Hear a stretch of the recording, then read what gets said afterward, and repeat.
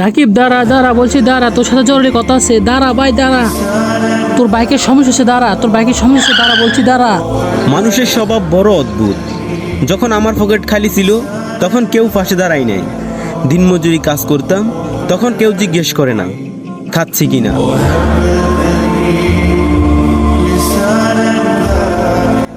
কিরে তুই বাইকের পিছনে এত দৌড়চ্ছিস কেন?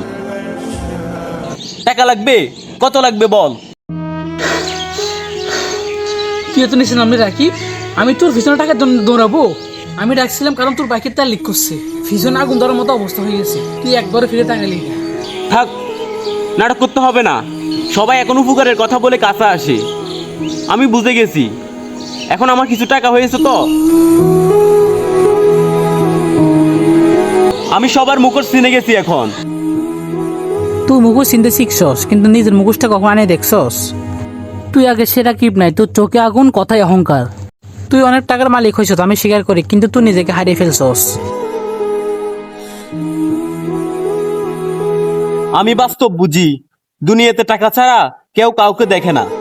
রাকিব, তুই নিজের কষ্টের দিন ভুলে গেছস। কে তোর পাশে ছিল তখন? আমি ছিলাম না? তোর মা যখন অসুস্থ ছিল তোর মাকে কে রক্ত দিছে? আমি কি দিনে তোর মাকে রক্ত? আজ তুই বলতেছ তো আমি টাকার লুই, আমি টাকার ফিরে দৌড়াচ্ছি। দেখ তেল হতেছে, আর যদি আগুন ধরতো? তুই কি বুঝলি কখনো? আসলে সুমন, তুই তো সত্যি বলছস, আমি তো আরো তোর কথা বিশ্বাস করি নাই। তুই ভাবিস না, তুই সন্দেহ করিস, তোর ভিতরে এখনো অহংকার আগুন চলতেছে, বাইকের আগুন হচ্ছেও বেশি। ঠিক আছে, বল বুঝেছি, কিন্তু তুইও তো বাড়াই বলছস, তুইও তো কম বলিস নাই। না রাকিব, আমি বিন্দু পরিমাণও বাড়ে নাই। আজ বুঝলাম টাকা মানুষকে দূরে সরায়।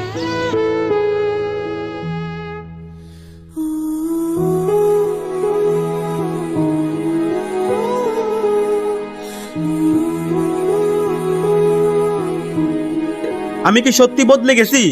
আমি কি টাকা পেয়ে অন্ধ হয়ে গেছি? আল্লাহ আমাকে রিজিক দিয়েছেন পরীক্ষা হিসেবে, আর আমি সেই পরীক্ষায় ফেল করছি।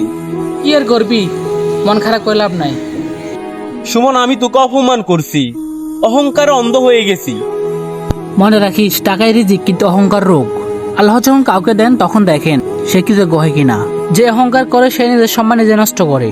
রাসূলুল্লাহ সাল্লাল্লাহু আলাইহি সাল্লাম বলেছেন, যার ভিতরে সরষের দানা পরিমাণ অহংকার আছে সে কখনো জান্নাতে যাবে না। তিনি আরো বলেছেন, তোমরা ধারণা থেকে বেঁচে থাকো। ভাই, আমাকে মাফ করে দে, আমি টাকার অহংকারে অন্ধ হয়ে গেছি। বন্ধুত্ব টাকার উপর হয় না, বন্ধুত্ব হয় বিশ্বাসের উপর। তুই যদি সত্যি বুঝে থাকিস তাহলে তোকে আমি মাফ করে দিলাম। মনে রাখি, জীবনের গতি বাইকের গতি চেয়ে দ্রুত, কিন্তু সেই গতিতে যদি অহংকার মিশে যায় তাহলে দুর্ঘটনা অনিবার্য।